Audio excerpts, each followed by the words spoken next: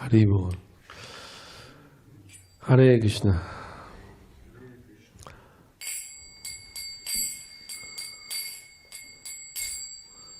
Jaya Radha Madhava Kunja Bihari.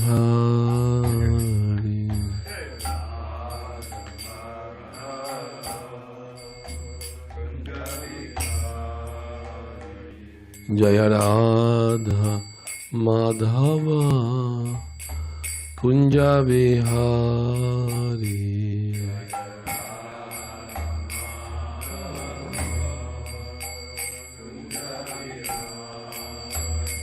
Jaya Gopijana Vallabha Girivaradhari.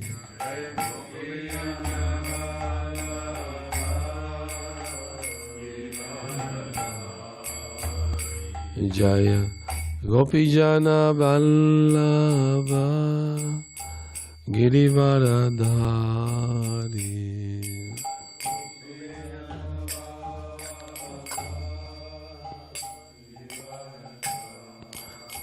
Yashodanandana Brajajana Ranjana.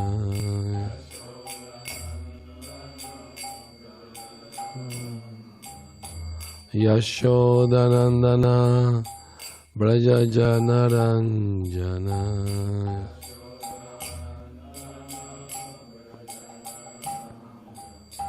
Jamunatira Vanacharya.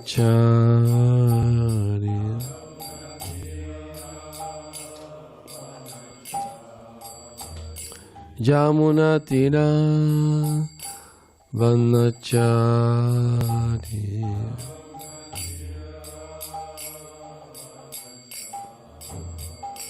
Jaya Radha Madhava Kunja Bihari.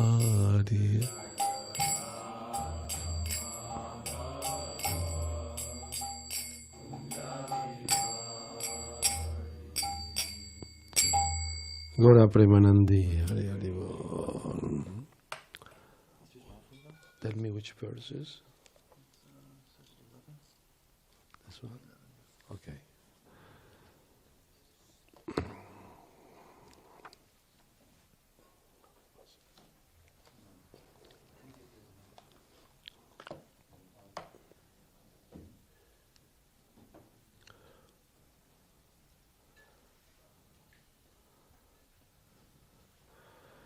Reading from Śrīmad-Bhāgavatam, 9th Canto, Chapter 3, Text 11. Om Namo Bhagavate Vasudevaya. Om Namo Bhagavate Vasudevaya. Om Namo Bhagavate Vasudevaya. Narayanam Namaskritya Naram Chaiva Narottamam Devim Saraswatim Vyasam Tato Jayam Udiraye Nastaprayesha Vadreshu Nityam Bhagavata Sevaya Bhagavati Uttamasloke Bhaktir Bhavati Nashtaki. The chapter entitled The Marriage of Sukanya and Chavana Muni. Kasyachit tu ata kalasya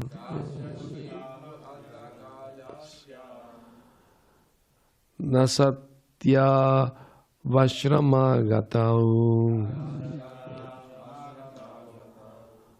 Tau Pujayitva Provacha Vayomedatam Ishvarau. Please chant. Chachito Atakalasya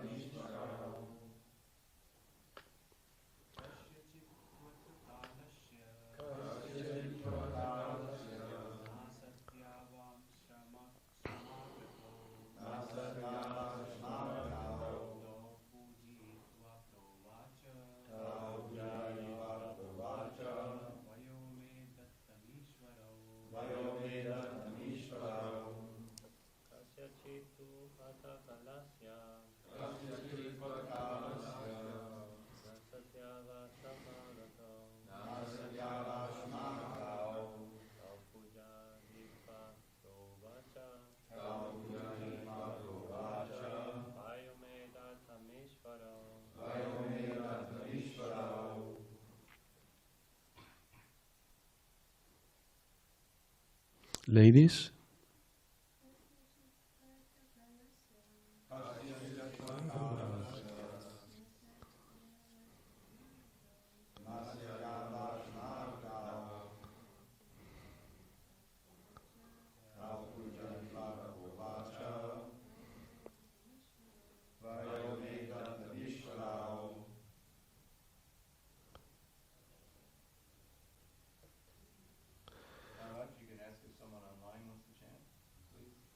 That's okay.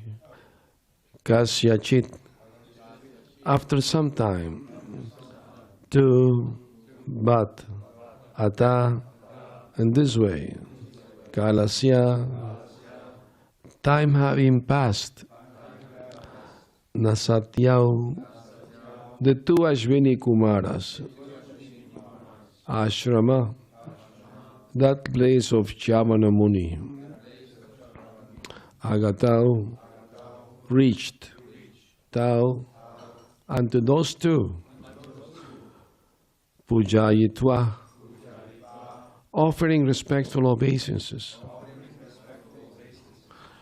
pravacha, said, vaya, youth, me, and to me, datam, please give, ishvarau, because you two are able to do so. Translation. Thereafter, some time having passed, the Ashwini Kumara brothers, the heavenly physicians, happened to come to Chavana Muni's ashram. After offering them respectful obeisances, Chavana Muni requested them to give him youthful life, for they were able to do so. Purport. The heavenly physicians, like the Ashwini Kumaras, could give youthful life even to one who was advanced in age. Indeed, great yogis with their mystic powers can even bring a dead body back to life if the structure of the body is in order. We have already discussed this in connection with Bali Maharaja's soldiers and their treatment by Sukracharya. Modern medical science has not yet discovered how to bring a dead body back to life or bring a youthful energy to an old body. But from these verses, we can understand that such treatment is possible if one is able to take knowledge from the Vedic information. The Ashwini Kumaras were expert in Ayurveda, as was Dhanvantari. In every department of material science, there is a perfection to be achieved, and to achieve it, one must consult the Vedic literature. The highest perfection is to become a devotee of the Lord. To attain this perfection, one must consult Śrīmad-Bhāgavatam, which is understood to be the ripe fruit of Vedic desire. 3. Nigamakalpataror galitam phalam. Om Ajnana-timirandasya Gyananjana Salakaya Chakshurum militam yena tasmai Shri Gurave Namaha. I was born in darkest of ignorance, and my spiritual master Srila Prabhupada opened my eyes with torchlight of knowledge. I offer my humble respectful obeisances unto him. Srila Prabhupada ki jai. So this is very amazing indeed. I mean, it happened so that a princess with her father went on picnic, and they reached this ashram of this great sage Chavana Muni, but they didn't see him there. But the girl, the princess, she saw like an ant hill, and something was shining through some holes. So she took a twig and pierced it, and inside was Chavana Muni meditation, and she pierced his eyes. So his eyes were bleeding actually. He became very angry. So he was going to curse the girl. But her father, the king, was so, clever. He immediately fell at the feet of the Muni and he offered the princess as a wife to him. Now, you don't curse your own wife unless something she did very bad to you. She cheated on you or robbed you or something. That's your karma. You don't curse anyone anyway. But the thing is that he was an old man and she was a beautiful young girl.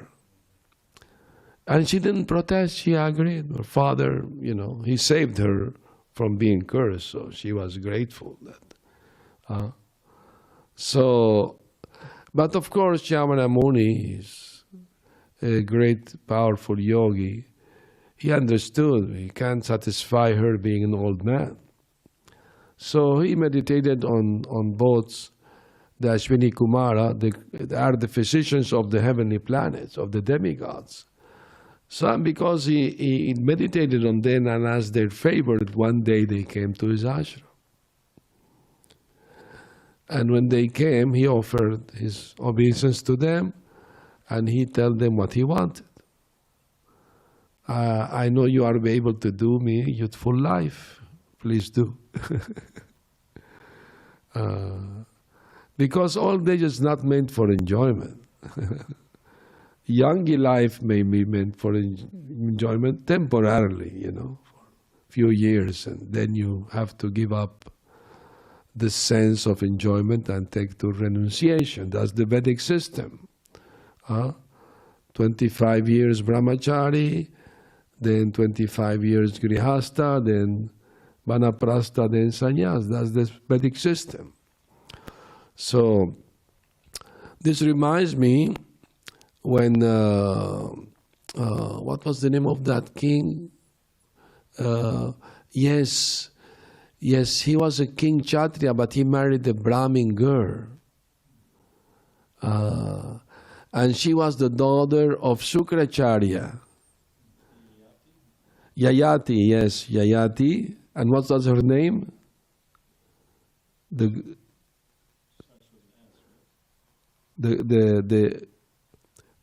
daughter of Shukracharya. Anyway, it's not so important. It so happened that she was a friend with the princess. I think her name was Sarmishta, the princess, and they were taking bath in the lake, and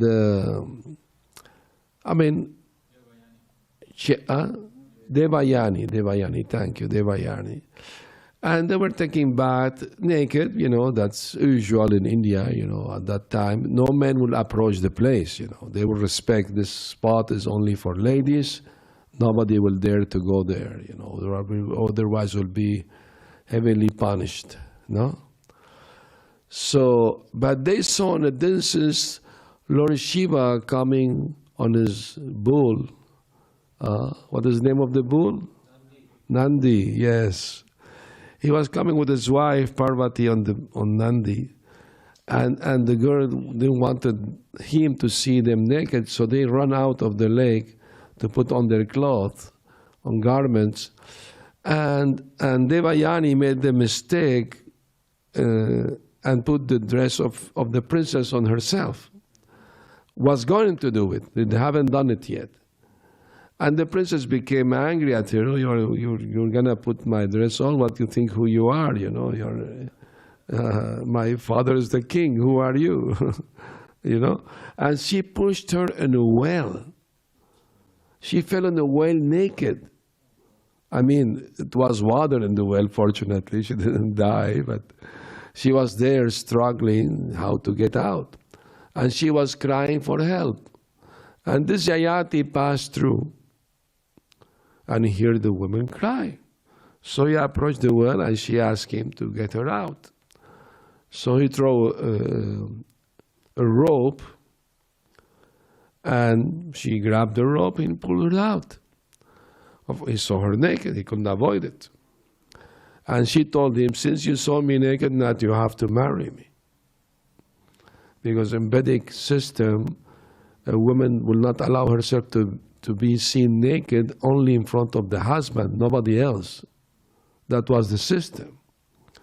Anyway, nowadays they go half naked everywhere. You know, Prabhupada went to a nude ashram, nudist ashram. Nudist colony, you know, whatever it is, to preach there. Imagine, he was giving class to all the nudist people there, men, women. And from there, 2 devotees came from that group, Tamar Krishna Maharaj and Vishnu Jana Swami, from the nudist colony. They have a house on a tree. Amazing, isn't it? What Prabhupada did was really far out. Who? Gaur Hari also, yes, correct. Anyway, so, and Prabhupada did say that place is not for brahmacharis. Anyway, so he wasn't, Yayati wasn't inclined to marry her because he was a Kshatriya and she was a Brahmin. According to the Vedic culture, Vedic system, a man can marry a woman from lower caste than himself, but not higher caste than himself. That was the system, no? But since the situation was exceptional, he has to agree, so he married her. And she put the condition that the princess Sharmishta has to be her maid. And because her father was the guru of the king has to, obey his guru. So he sent his daughter to be maid, although she was a princess. And Devayani told her husband, Yayati, no matter what, you can't have sex with Sarmishta. Even if she come to ask you, she want to have a baby with you, you should not accept. Because according to Kshatriya code, if a girl come to you, if you are a true Kshatriya, and she asks you to have a baby with you, you have to oblige. And you have to maintain her and maintain the baby. Kshatriyas were not poor guys. They were, able to maintain, like that. Anyway, the same way Kshatriya can deny challenges. If another Kshatriya come and challenge you fight, you can't say no, or you will be coward. That's what Krishna told Arjuna in battlefield. If you leave this battlefield, they will not think you are so honorable and so pacifist and goodness. No, they think you were a coward. You don't want that.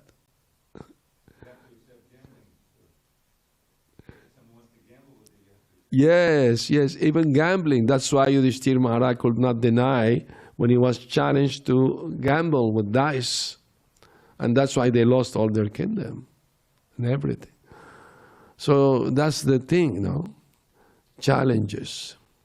In the spiritual life, we face challenges very often. And the biggest challenge is to keep oneself Krishna consciousness no matter what. Comes rain, comes snow, whatever it is, ups or down, you don't give up your determination to remain always Krishna conscious. That's the challenge we are facing every day in our life.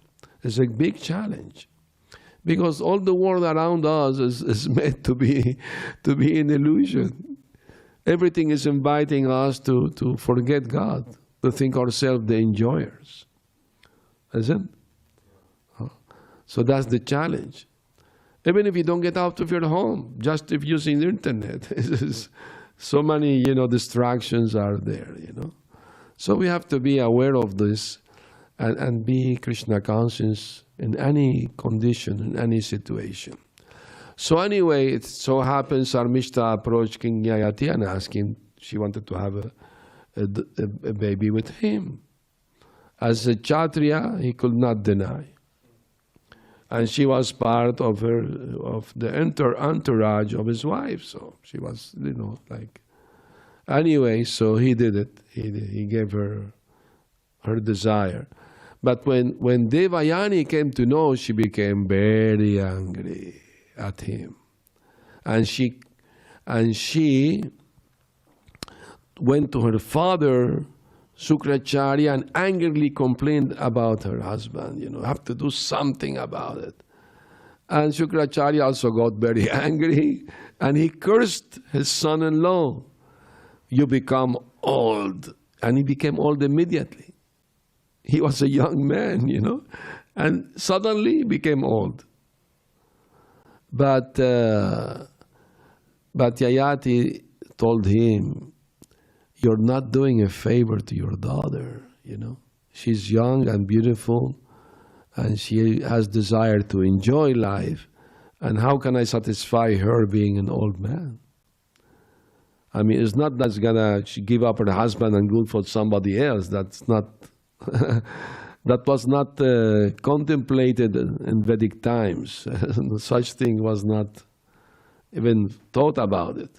No, not like nowadays. Every 3 months they change partners. A new girlfriend, new boyfriend. That's Melecha, Melecha society. Anyway, so then he understood. Yes, he's correct. So he told him, okay, go to your sons. He had already few sons. And if one of your sons accept to exchange his youth with your old age, then you can recover your youth life again. So he went to all his sons. All of them denied. Amongst them was the ancestor of Krishna. What was his name? Yadu. Yadu. That's come the Yadu dynasty where Krishna was born. And why he denied his father? He gave a good reason to deny his father. He told him, my dear father, it's not that I don't want to help you, but I am myself young, and if I don't enjoy family life first, I will not be able to become renounced later. So I have to follow my dharma to be able to do that. That's one reason, but there is a hidden reason. And the hidden secret reason is that Yadu knew that Krishna will appear in his dynasty. And he wanted that to happen as soon as possible. So that's why he didn't accept. So we get married, he have children, then the dynasty will come up faster. So that's why the main reason actually he didn't accept. But then Yayati went to his youngest son called Puru. And Puru agreed to his father's request. He became old man and Yayati became a young man. No? And Yayati could enjoy his youthful life, but then he realized, that he did injustice to his son, Puru. So he went, after some years, he went back to his son and asked him to, return his old age and give him back his youth life, to be just kind with his son. No? And because his son, although the youngest, was so kind to him, he gave him his kingdom. No? So there's a history, Vedic history we read from the Vedas. It's very interesting. Prabhupada said that in Vedic science, Vedic scripture, they speak not only about spiritual subject, but about all kinds of material sciences are also there. One of them is Ayurveda, how to elongate your life. And I mean, not only they can make an old man young, but they could bring a dead body back to life. That's amazing. I mean, we read the Bible, Lord Jesus did that, isn't it? With Lazarus. Lazarus was dead for 3 days. So he came to visit him, and he found out that he was dead, and he brought him back to life. Just by his will. That very powerful mystic yogi only can do such a thing, you know. So, anyway,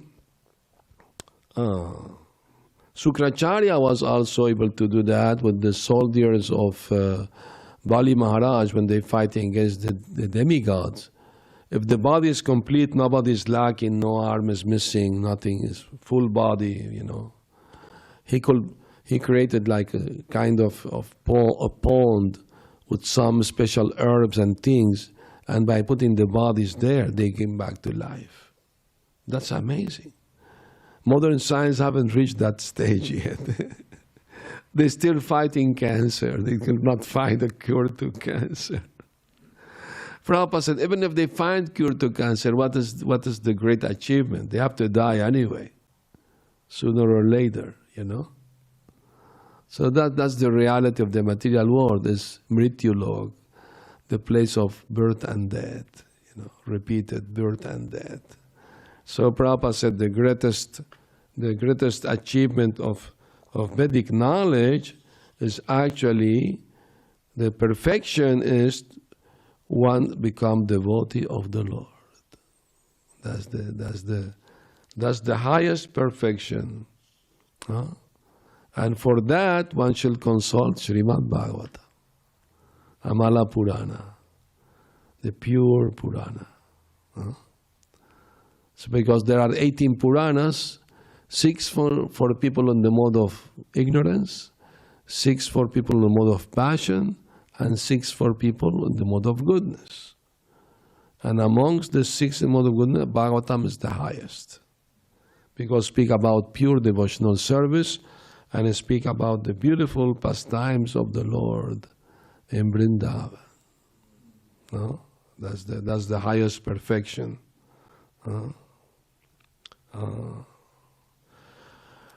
Another yogi I remember who became young, although he was like also very old.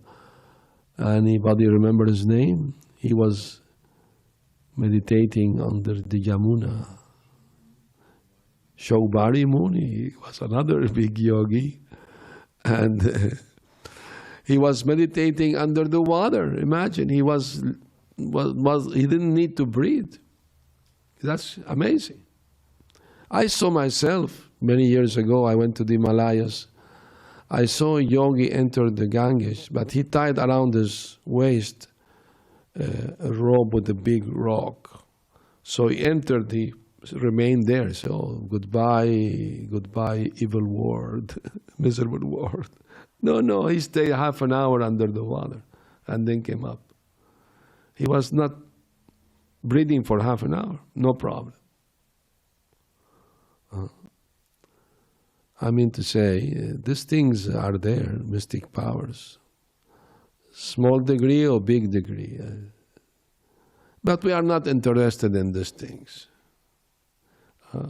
When Prabhupada went to Kumbh Mela, a few times he went to preach there and distribute prasadam, distributing books, devotees, doing Harinam, everything.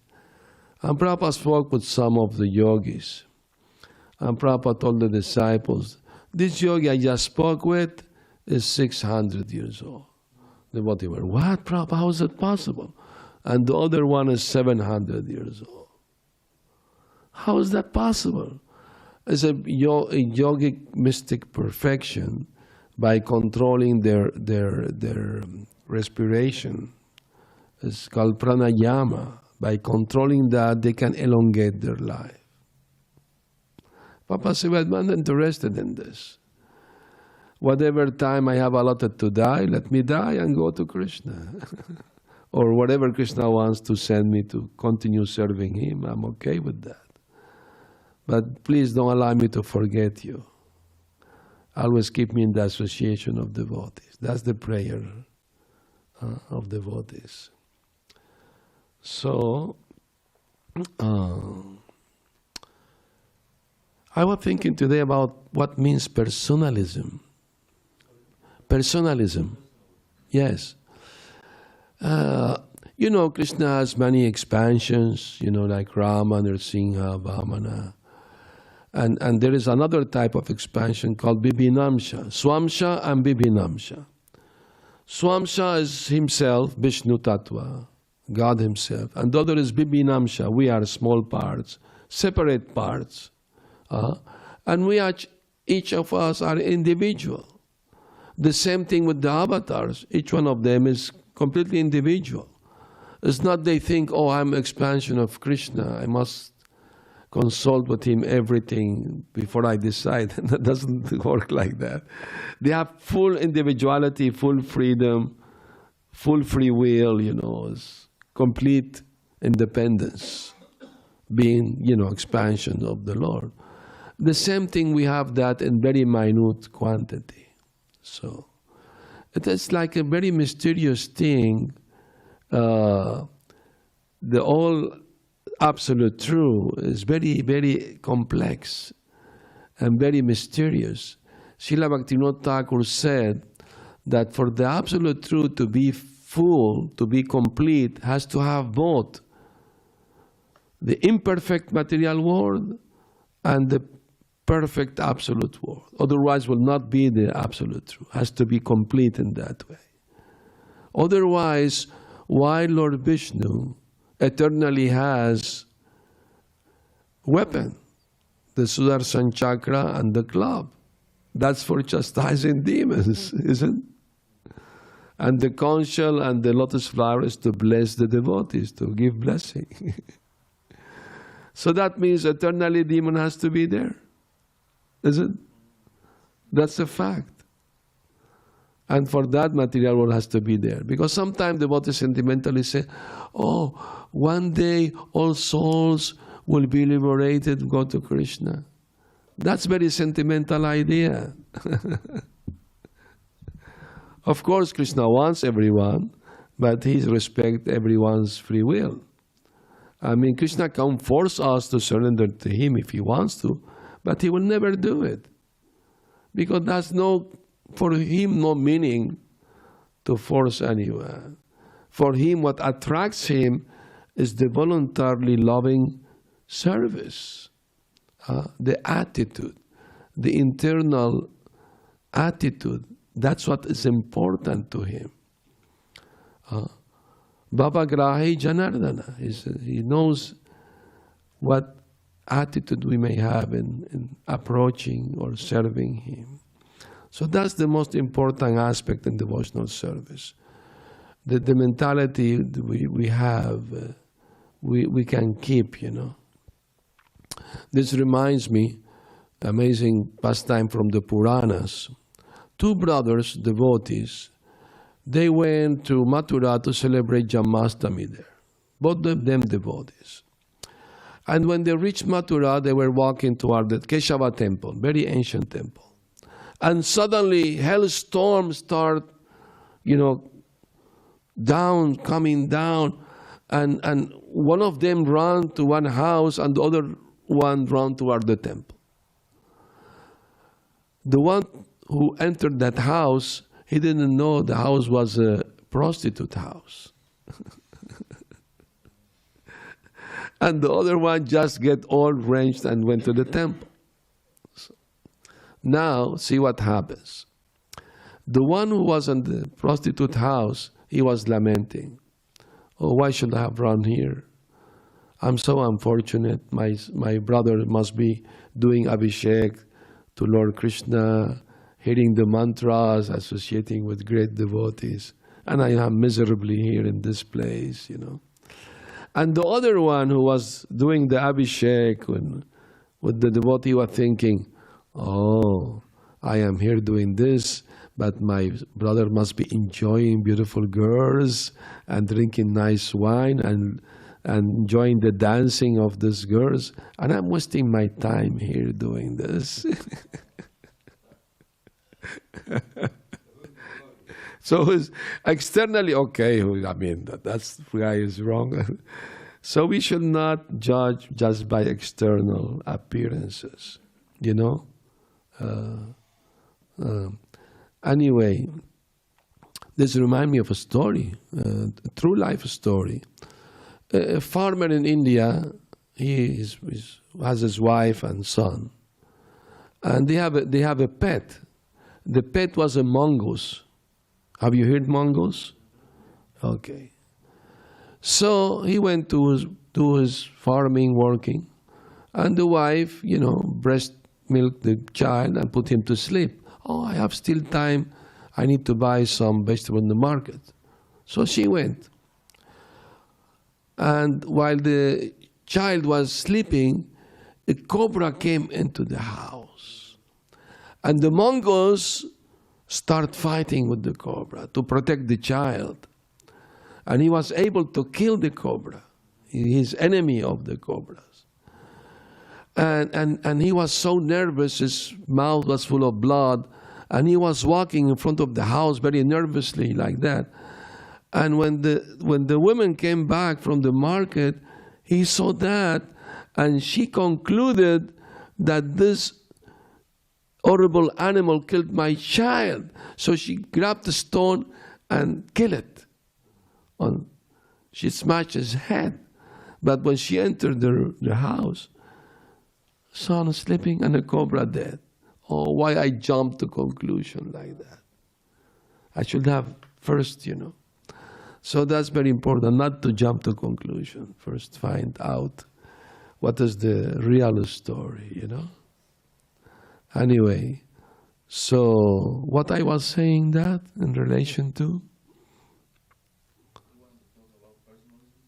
Who? Personalism, but just before the story, anybody was paying attention? Well, you were speaking about those two brothers. Yes, yeah, you got it. That's good. Yeah, I want to see if they're awake, not sleeping. Anyway, so it so happened that when one of the brothers died, he went to Yamalok. In previous ages, if you have some bad thought, you pay karma for it. Not in Kali Yuga. Krishna is very kind to Kali Yuga people. You don't pay karma for a bad thought unless you do it. And if you have a spiritual thought, you get the benefit as you have done it. So this is very good encouragement for Kali Yuga people, like us. Anyway, but in previous ages, if you have bad thought, you have to pay karma for it. So Yamaraj told this man, okay, you was doing big offense while baiting Lord Krishna. You was thinking about enjoying girls and drinking wine. So now you have to go to hell. But some or other, his brother got the information, what's happening with his brother. They were very close to each other. So Yamaraj told him, your brother has gonna go to hell. Well, unless you give him all your pious activities. And he said, I agree. But you may go to hell after. I don't mind. If my brother gets free from hell, I'm happy. So he transferred all his pious activities to his brother. And due to that, because he was very pious spiritually, he said, now your brother going to Vaikuntha. But you are going to hell. I don't mind, he said. But Brahmara said, I was testing you. Just that act itself of transferring all your pious activities to your brother, that itself is the highest pious activity. So now you are also going to Vaikuntha. Hare Krishna. So, very, very interesting moral stories from the Puranas we find. Anyway, if you have any comments or questions, please do. Go ahead, please. Dravida Prabhu, thank you. A little editorial comment, because you were speaking so much about service and things like that. Yeah. We find in Prabhupada's books that he often used the word servitude to mean servitorship, meaning but servitude means slavery. That's correct. So we're going to go through and change those to servitorship. So when you're preaching, don't use the word servitude if you're talking about the rasa of Dhamma. Yeah, thank you for the reminder. Although let me tell you something. To be a slave of Krishna, that's also very nice. Actually, we are aspiring to become slaves of Krishna. Slave means you do anything your master asks you to do. Yes, but the difference is, as you mentioned, the voluntary. Yeah, voluntary. Servitude is not voluntary. Well, of course, not in the material world. But I mean to say, you're correct in the sense that it is not logically understood. But I'm talking about the spiritual world, or the desire to go there, to become a slave of Krishna. Voluntarily you want to become a slave. That's another story. And I will tell you about another story about slavish mentality. Okay. Once the king of Iran, many years ago, it's a true story, he was invited to go to England for diplomatic relationships. He went there with his entourage, minister, servants, whatever. And they were touring him different palaces and museums to entertain him, to have good relation with him. And they took him to one museum, and in that museum he saw a guillotine. You know what is a guillotine? He was interested. What this is for? This was used before to chop up the head of criminals. Oh, that's very interesting. I would like to see how it works. No, not possible, not possible. No, one of my servants, Ahmed, come, put your head there. The servant immediately was pointing his head there. He was willing to die to please the whims of his master. But they said, no, the British law doesn't allow such display. We are very sorry. We are very sorry. And he laughed. He said, then you don't understand what it means to be a king. That the servant is willing to die just to please him. Well, of course, that's a mundane material. But I mean to say, in the spiritual side, that can also be applied. In the case of Jai Vijay. Jai Vijay were offered to be born 7 times as devotee or 3 times as demons. And why they choose to be born demons? I would have chosen be devotee. I mean, better be 7 lives, 3 lives, not much, only 4 lives more different. Better be devotee than demon. But why they choose to become demon? Just to go faster? No. There was another reason. And they discussed among themselves why the Lord is offering us to go back faster to Vaikuntha as demons than devotees. Oh, it must be that the Lord wants to fight demons. And now is beginning of creation, there are no demons yet. So they approached the Lord and prayed to Him, saying, "Our dear Lord, please, give us a very evil mentality so we can give you a very good fight." I mean, if Krishna wants me to become a demon and enjoy killing me, let him do it. That's a slave mentality. I mean, in the sense that you do with me whatever you want. I'm happy to do it. And that's voluntarily of that. That's the point. Yeah. Okay. Yes. You see this, what we're reading about in this chapter, it's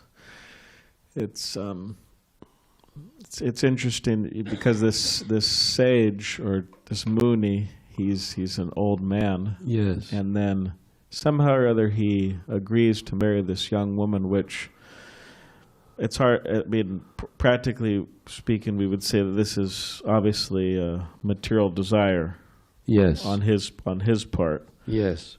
And just looking throughout the chapter, you wonder why exactly it's coming up in the Bhagavatam, and like what's kind of the moral of what's the story? The moral what's the purpose of the history of the story? Yes. I mean, all the stories that happened about them, it teaches us a lesson, undoubtedly.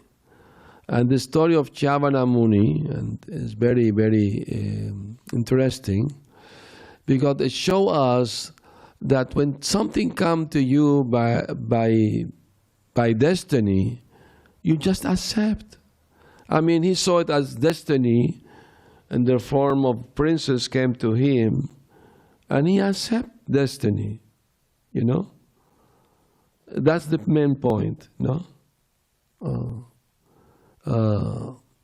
I mean, to say, Vedic society was different from our modern society. So sometimes we have difficulty understanding their mindset to our modern mindset, you know? Of course, nowadays, if a girl approaches a brahmachari, I want to marry you, he may say, no, thank you, I'm happy being brahmachari. Okay? But at that time, he was not, I mean, sages not necessarily made a vow of brahmacharya, not necessarily. Most of the sages were married, the majority. And they still are great sages, you know. Anyway, time, place, circumstance, no? And also, the Ashwini Kumara agreed to make him young man. So they made a pond with herbs and mantras and things, and they entered, and the wife was on the shore, waiting. No? She knew what's going to happen. So both of them grabbed him and entered along with him to the pond. And they submerged him under the water. And when they came out, he was a young, beautiful man. She could not recognize, there were 3 young men there. So she was shy. She was waiting for them to show who was her husband. and the father, her king, didn't know that. So he came to visit, and he found her with a young man, kissing, embracing, hugging. What is this? How can you cheat on your husband? No, this is my husband. An old man who became young. These things are in the past, they don't happen again. I mean, not in Kali Yuga, there is no such mystic powers. Maybe some yogis have mystic powers. It's possible nowadays, you know, even living secludedly in a cave in the Himalayas or something. Must be. But I mean to say, in Kali Yuga, the highest perfection, like Prabhupada said, is to become a devotee of the Lord. Because devotee of the Lord means he's gonna, by the mercy of the Lord, he's gonna live forever in a blissful, eternal, happy life. That's the highest perfection, isn't it?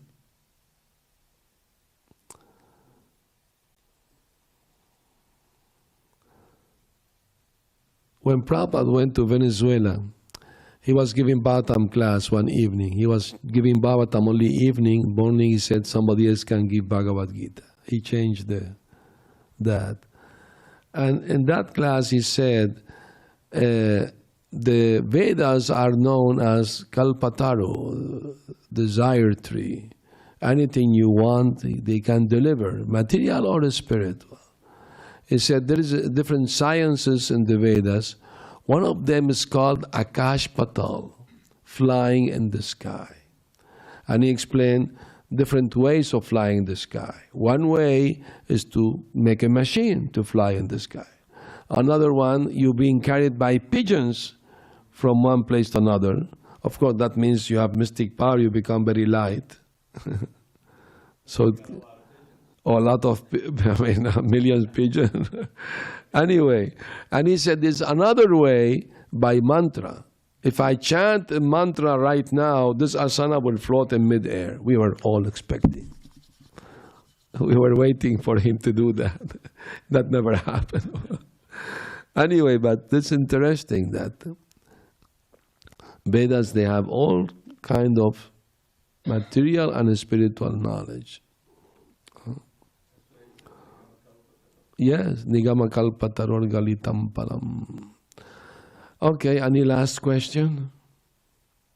Very good. Thank you so much. Srila Prabhupada ki jai. Gaur Premanandi Haribo.